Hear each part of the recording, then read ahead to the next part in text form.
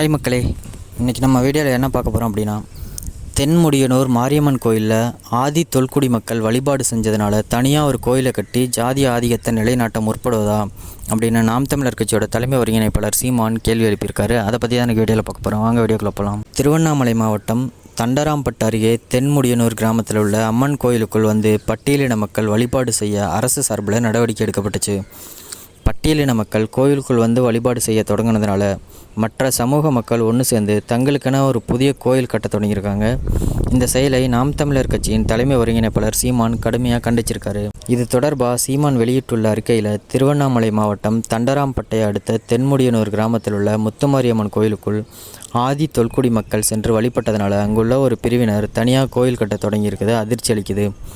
அறிவியல் தொழில்நுட்ப வளர்ச்சியோட உச்சத்தில் நிற்கும் தற்காலத்திலும் ஜாதி எனும் நோய் பிடித்து சக மனிதனை ஒதுக்கி புறந்தள்ளும் போக்குகள் தொடர்வது கடும் கண்டனத்துக்குரியதுன்னு சொல்லியிருந்தார்.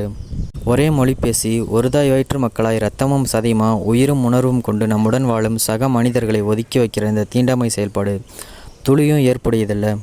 எல்லாருக்கும் பொதுவாக இருக்க வேண்டிய வழிபாட்டு தலங்களே ஜாதி அப்படின்ற சனாதன கட்டமைப்புக்கு இரையாக இருப்பது மனிதர்கள் வெக்கி தலைகுனிய வேண்டிய இழிநிலையாகும்.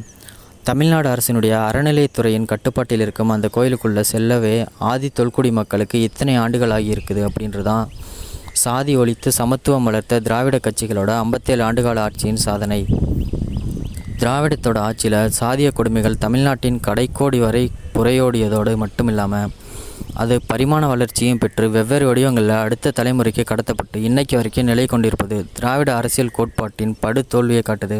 ஜாதியத்துக்கு எதிராக வீரியமாக செயல்பட்டு அதை வீழ்த்த முற்படாமல் வெற்று மேடை முழக்கமாய் ஜாதி ஒழிப்பு பேசி அடையாள அரசியலும் விளம்பர அரசியலும் செஞ்சதோடு ஆட்சி அதிகாரத்தை தக்க வச்சுக்கவும் அற்ப அரசியல் லாபத்துக்காகவும் மறைமுகமாக சாதி பிரிவினைகளை வளர்த்து விட்ட திராவிட கட்சிகளே தமிழ் மண்ணில் தற்போது நிகழும் ஜாதிய வன்முறைகளுக்கு முழு பொறுப்பேற்க வேண்டும் அப்படின்னு சொல்லியிருந்தார்.